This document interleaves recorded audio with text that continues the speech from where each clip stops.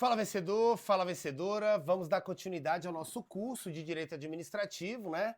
Onde nós estamos trabalhando aí o primeiro tema, né, do nosso curso, Organização Administrativa do Estado, tá? E o que acontece? Após estudarmos aí o que é órgão público, o que é descentralização, o que é centralização, o que é concentração, o que é desconcentração, aprendemos aí o conceito de administração pública, que a gente adota ali o critério, né, subjetivo, né, o que interessa é quem compõe a administração pública, que ela é composta pela direta, né, União, Estado, DF, municípios, pela indireta também, autarquias, fundações públicas, sociedade de economia mista, empresa pública. Nós vamos falar agora de um tema que cai muito em prova e, na verdade, tem caído bastante, tá? Antes não era tão cobrado assim. Só para alguns concursos. Senado, por exemplo, sempre caiu, mas de um tempo para cá, as bancas estão cobrando bastante, tá? As famosas entidades paraestatais. E aí, senhores, aqui você tem que tomar muito cuidado, tá? Vamos entender o que são entidades paraestatais, tá? E para você entender isso, eu quero que você entenda que nós temos uma classificação dos setores da sociedade. Então, a sociedade, ela é dividida assim, ó. Presta atenção aí, ó. Eu tenho um primeiro setor, tá? Que é o Estado, não é isso? Quando eu falo Estado aqui, eu não estou falando de Goiás, Rio de Janeiro, não. Estado eu falo poder público, tá? Eu tenho aqui o primeiro setor, que é o Estado, poder público, né? Englobando aí município, Estado, DF, União, tranquilo. Eu tenho o segundo setor, que são as empresas com fins lucrativos, tá? O mercado, a gente chama isso aqui de mercado também, tá? Aquelas empresas, né, que vão empreender, que querem buscar ali lucro mesmo, né? E eu tenho um terceiro setor, que é esse que interessa pra gente, que são as entidades sem fins lucrativos, tá? Entidades que prestam ali que realizam determinadas atividades, tá? Que trazem benefícios à sociedade, tá? Mas não têm fins lucrativos. E olha só que interessante, são três setores diferentes, tá? Três setores diferentes, tá ok? Só que eles, em alguns momentos, eles se comunicam. O primeiro setor com o terceiro, o segundo setor também com o terceiro. Por que eu coloquei o terceiro no meio? Porque o terceiro setor é o que interessa pra gente, que você vai aprender que as paraestatais, que já vou explicar o que é, tá? Está exatamente nesse terceiro aqui, tá? Setor, tá ok? Então vamos lá, olha só que legal. Vamos imaginar que eu tenho, por exemplo, uma organização, uma instituição que preste serviços aí, o pessoal fala serviços filantrópicos, né? Não tem intenção de ganhar dinheiro, quer só ajudar, né? O pessoal chama muito de ONG, né? Organização não governamental, não é isso? Esse tema aqui tá ultrapassado, tá? Você vai aprender comigo ao longo das aulas aí sobre as entidades paraestatais. Mas é isso. Eu tenho uma associação aqui, um grupo onde eu defendo aí a proteção do meio ambiente, realizo várias atividades, eu não tenho fim lucrativo, não criei isso para ganhar dinheiro, tá? Beleza. O que acontece? Professor, aonde o Estado ele vai, por exemplo, se envolver com essas entidades aí privadas, né? Muitas vezes o Estado ele reconhece o bem, né? O bem público, a qualidade, ele reconhece ali o benefício da atividade realizada por esse terceiro setor, tá? Tem muita instituição séria que realiza trabalhos assim, lindos, tá? Tem instituições que proteção dos animais, tem de tudo quanto é área que você possa imaginar, educação e etc. Por exemplo, esse trabalho que eu desenvolvo aqui com vocês, né, seja no presencial ou no online, por ser gratuito, tá? Ele é um trabalho social, não é isso? Nosso objetivo, né, através do PRONED, Programa Nacional de Educação Democrática, é fornecer um curso de qualidade para aqueles que não podem pagar, completo, de extrema qualidade, para que possa fazer com que você consiga concorrer com o filho do juiz, com o filho do médico, que está ali pagando às vezes um cursinho preparatório particular e que tem acesso ao material de qualidade. Então, o que o terceiro setor faz? Realiza atividades, né, sociais sem fins lucrativos. Porque quem tem fins lucrativos, tá? São empresas, é o mercado. Esse aqui é o segundo setor. Quando é que o primeiro setor se comunica com o terceiro setor, professor? Muitas vezes o primeiro setor, o Estado, ele reconhece esse trabalho realizado pelo terceiro setor e ele firma parcerias. É isso mesmo. Esse terceiro setor, ele vai receber muitas vezes recurso do Estado para poder desenvolver suas atividades. Ué, professor, peraí, mas não é sem fins lucrativos? Ei, não tem fins lucrativos, eu não viso lucro. Mas você concorda comigo que, por mais lindo que seja o seu trabalho, né, ele gera gastos? Por exemplo, eu estou aqui, não cobro nada de ninguém gravando aula para os senhores. Mas eu tenho aqui equipamentos? Tenho, comprei do meu bolso. Né? Eu tenho aqui a conta de luz que eu tenho que pagar? Tenho a conta de luz que eu tenho que pagar. Então nada é de graça, não é isso? E apesar de não buscar lucro, né, eu tenho gastos. E quando o Estado reconhece esse trabalho realizado pelo terceiro setor, ele pode firmar parcerias. E aí ele destina dinheiro público para esse terceiro setor, para essa entidade, entenderam? Para essa ONG, né? Conforme você queira chamar aí, nós vamos trabalhar já já o nome correto de cada coisa, tá? Professor, e o terceiro setor com o segundo? Como é que eles se comunicam? Porque agora eu quero ver, um tem fins lucrativos e o outro não. Senhores, apesar das empresas e do mercado, né, ter fins lucrativos, são empresas que funcionam exatamente para isso, para ganhar dinheiro. Apesar disso, essas empresas, muitas delas têm o quê? Responsabilidade social. O que é isso?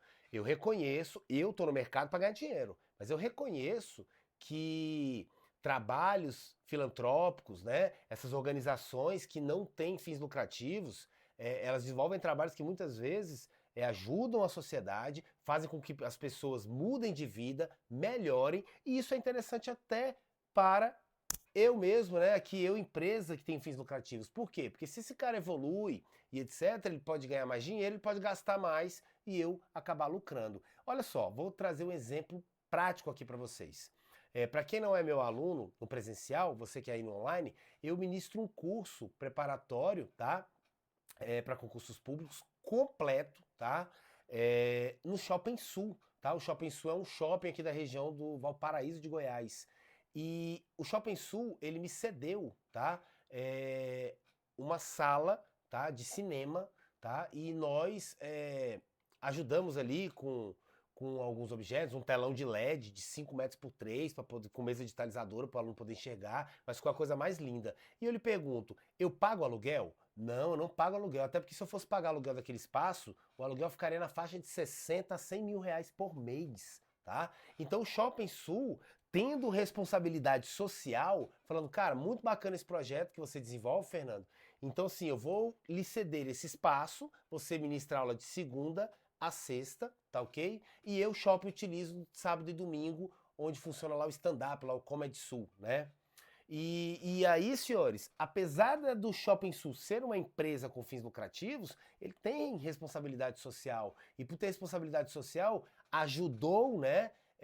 Eu, Fernando, que você vai entender que eu sou terceiro setor, tá? A poder desenvolver esse trabalho. Tranquilo? Agora vem cá, você conseguiu entender essa classificação que a gente faz na sociedade, de um lado Estado, de um lado mercado e do outro lado, né, as entidades aí sem fins lucrativos, né, o terceiro setor. Beleza, agora vem cá. Professor, então, fácil, terceiro setor é a mesma coisa que entidade paraestatal? Não, cuidado, tem um detalhezinho que você tem que prestar muita atenção. Eu sou terceiro setor, eu defino uma entidade do terceiro setor como uma entidade que desenvolve trabalhos na área social, né? Desenvolve atividades de interesse público, né? De utilidade pública, tá? Sem buscar fins lucrativos. Só isso. Só isso. Agora vem cá. Se ela não busca lucro, eu lhe pergunto, da onde vem o dinheiro para ela se manter? Aí que está o grande segredo. Se essa entidade do terceiro setor recebe dinheiro público, ou seja, ela tem vínculo com o poder público e recebe dinheiro público para poder realizar suas atividades, essa entidade do terceiro setor passa a ter o nome de entidade paraestatal. Então, por que eu chamo de entidade paraestatal? Porque você recebe dinheiro público, apesar de não ter fins lucrativos e desenvolver uma atividade aí social, de utilidade ou de interesse público, tá? Agora vem cá, você concorda comigo que não necessariamente uma entidade do terceiro setor, né, ela precisa receber dinheiro público? Vou dar um exemplo. Fernando, até o presente momento, né, nós estamos em negociações aí com alguns parceiros, mas até o presente momento, eu desenvolvo um trabalho social sem fins lucrativos, ou seja, sou o terceiro setor, mas eu não recebo dinheiro público. Eu não recebi nenhuma destinação de dinheiro público. Então, até o presente momento, eu não sou uma entidade paraestatal. Certo? Eu sou apenas uma entidade do terceiro setor. Então, senhores, tá? Funciona da seguinte forma. Ó. Olha que fácil. Olha que fácil. Terceiro setor, entidade do terceiro setor é aquela que não possui fins lucrativos,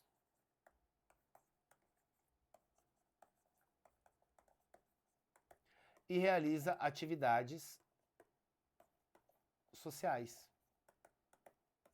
Ponto.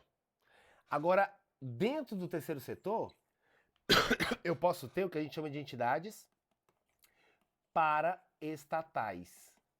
E aí, cuidado. O que faz uma entidade paraestatal? Uma entidade paraestatal, ela é uma entidade do terceiro setor, tá? Eu não tenho como ter uma entidade paraestatal que não seja do terceiro setor, tá? Então, a entidade paraestatal, ela é do terceiro setor. Mas qual a diferençazinha? Só que aqui, eu não possuo fins lucrativos, realizo atividades sociais, mas recebo, de algum modo, né? Recebo ajuda, vamos colocar assim, do poder público. Perdão? Do poder público. Ou seja, eu tenho vínculo com o Estado. Beleza? Então, por exemplo, quero ver se você entendeu. Toda entidade paraestatal, ela é do terceiro setor, mas nem toda entidade do terceiro setor é uma entidade paraestatal. Eu, Fernando, por exemplo, sou terceiro setor, mas não sou paraestatal, porque eu não recebo dinheiro público. Agora, toda entidade paraestatal, ou seja, toda entidade que recebe dinheiro público, tá? Ela tem que realizar atividades sociais e não pode receber lucro, não é isso? Então, ela tem que estar aqui dentro do cenário do terceiro setor. Beleza? Faço até aqui? Tranquilo? Beleza, olha lá, ó. As entidades do terceiro setor não precisam necessariamente, tá, manter qualquer vínculo com o poder público, tá? Se ela mantiver, aí sim, aí essa entidade do terceiro setor, ela passa a ser chamada, considerada, não deixa de ser terceiro setor, mas ela passa a ser chamada de entidade paraestatal, tá ok? E olha que legal, quando o poder público ajuda ali, destina verba, dinheiro público para essa entidade do terceiro setor que se torna, com isso, uma entidade paraestatal, o poder público está realizando a atividade administrativa que a gente chama de fomento, incentivando a iniciativa privada, é isso mesmo, porque as entidades paraestatais, você vai aprender comigo, pelo amor de Deus, não são pessoas de direito público, são pessoas de direito privado. Fomento é quando o Estado, ele incentiva a iniciativa privada. Por quê? Porque essa iniciativa privada realiza ou executa uma atividade que seja de interesse público ou de utilidade pública. Beleza? Tranquilo? Agora, olha só.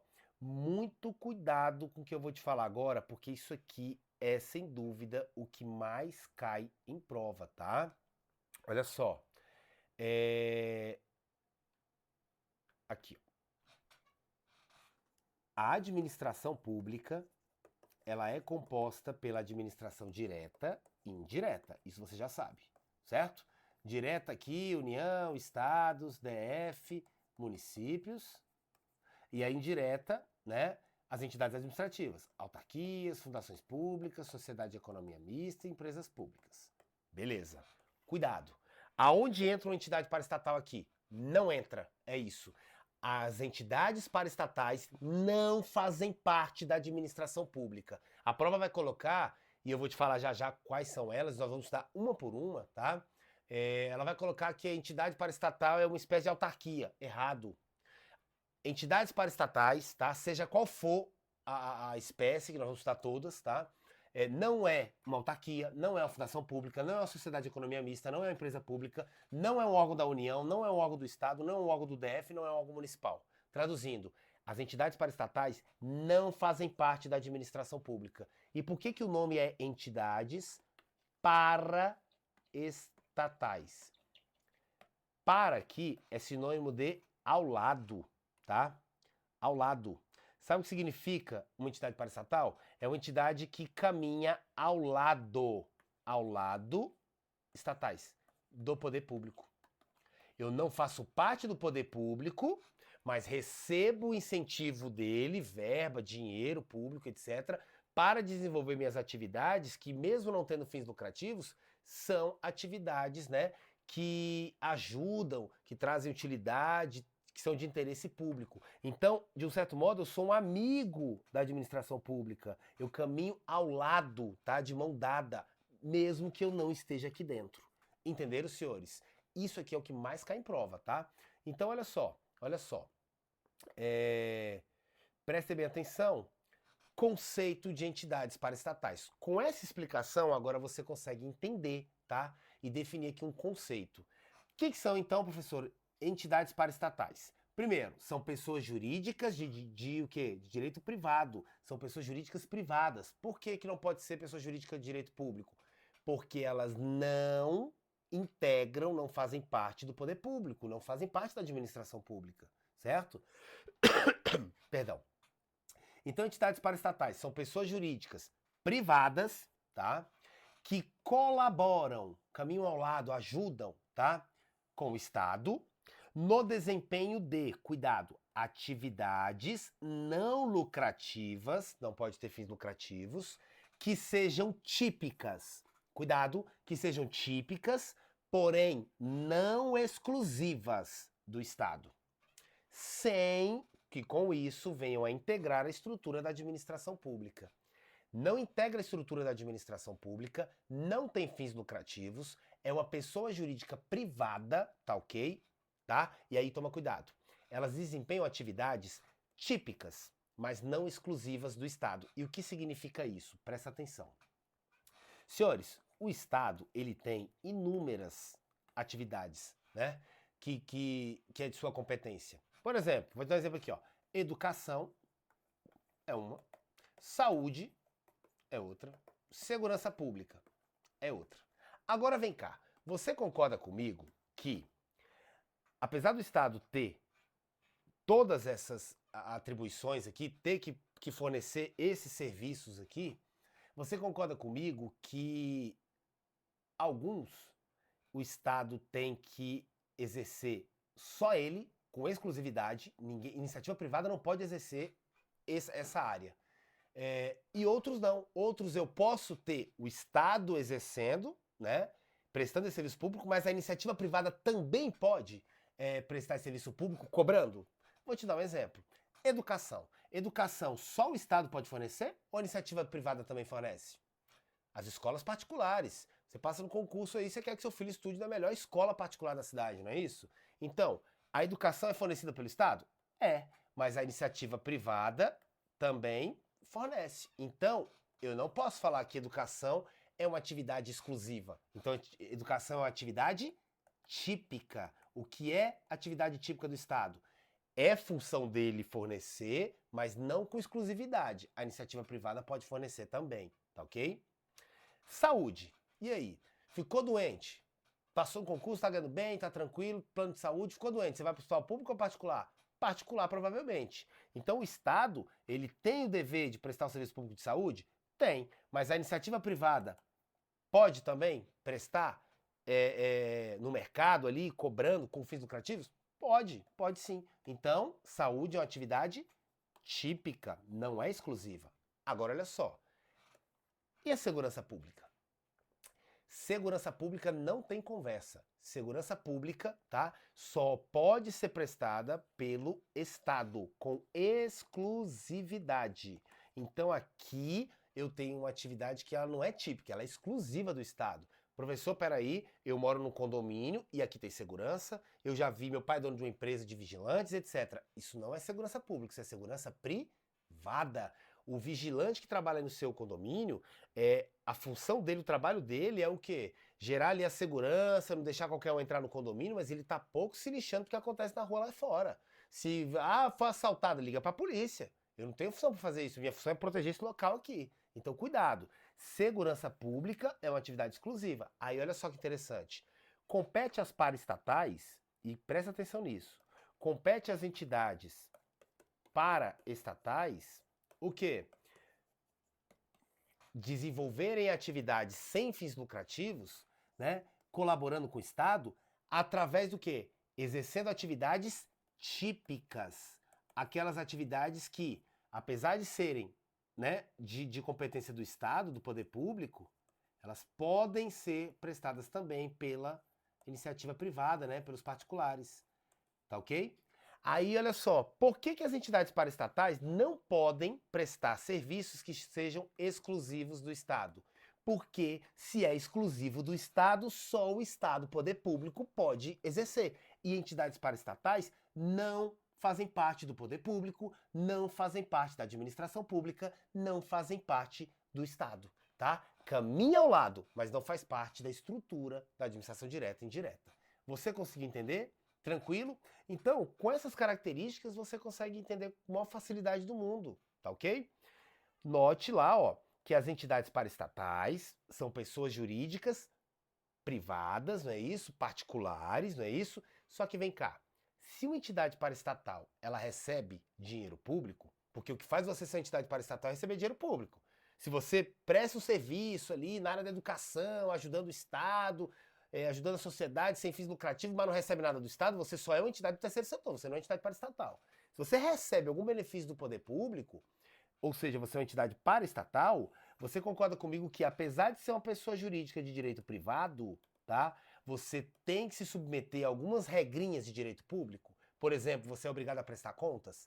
Quem toca em dinheiro público tem que prestar contas. Aprende isso, tá? Se você tocar, eu sou, por exemplo, uma OCIP, tá? Você vai aprender comigo. Organização da Sociedade Civil de Interesse Público, o pessoal chama muito de ONG, né?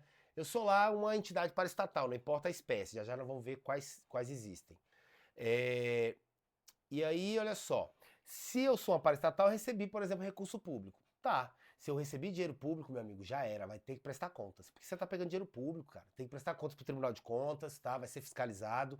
E essa questão de ter que prestar contas e etc., isso aqui vem de normas de direito público, não de direito privado. Por exemplo, você passou no concurso, ganhou lá seu primeiro salário, exemplo, seu primeiro subsídio aí, 20 mil reais. Você pode gastar tudo com chocolate, se você quiser? Faça o que você quiser. Você tem que prestar contas para o Tribunal de Contas? Claro que não. Você não mexe com... O dinheiro é teu, não é público. Você trabalhou, é seu salário. Faça o que você quiser. Agora, quando você vai administrar a coisa pública, tem que prestar contas. Isso é uma regra de direito público. Agora, cuidado. As entidades paraestatais, apesar de estarem submetidas a algumas, não todas, regras de direito público, isso não faz, perdão, com que ela seja considerada uma pessoa jurídica de direito público. Ela é uma pessoa jurídica de direito privado, tá ok? Beleza, porque não integra o poder público. Fácil? E aí, para finalizar esse bloco, tá? Eu vou só mencionar para vocês quais são as espécies de entidades paraestatais que nós temos. Nós temos os serviços sociais autônomos, que a gente chama de Sistema S, tá?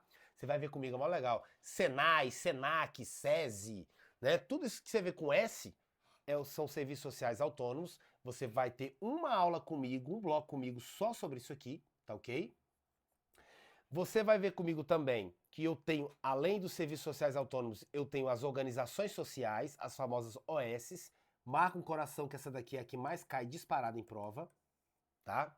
Você tem também as OCIPs, que são as organizações da sociedade civil de interesse público. Marca um coração que essa daqui também cai muito em prova, tá? Principalmente, o examinador gosta de cobrar as diferenças entre elas e as OSs, tá? Você tem as entidades de apoio, não cai tanto assim, mas você vai ver comigo de forma bem breve como é que funciona. E você tem as organizações da sociedade civil, as OSCs, tá? Essas aqui são novas, tá? De um certo modo. E elas têm uma certa... Tá começando a cair bastante em prova, tá? Então as que a gente mais vai focar, eu vou falar de todas, mas o que a gente mais vai focar, sem dúvida, é a OS em primeiro lugar, OSCP em segundo, em terceiro aqui, a OSC, tá? Beleza? A partir do próximo bloco, primeira aulinha do próximo bloco vai ser o quê? Serviços sociais autônomos. Depois a gente vem na ordem aí falando das OS, OSCPs, entidades de apoio e, por fim, organização da sociedade civil. Beleza, senhores? Tranquilo? Todas essas são entidades paraestatais, recebem de algum modo recurso público, apoio público e atuam no terceiro setor. São pessoas jurídicas de direito privado, não possuem fins lucrativos e colaboram com o Estado, exercendo atividades típicas, mas não exclusivas, do poder público. Beleza, senhores? Tranquilo? Um grande abraço. Aguardo você aí, ó, na próxima aula. Olha aí, serviços sociais autônomos. Fiquem com Deus.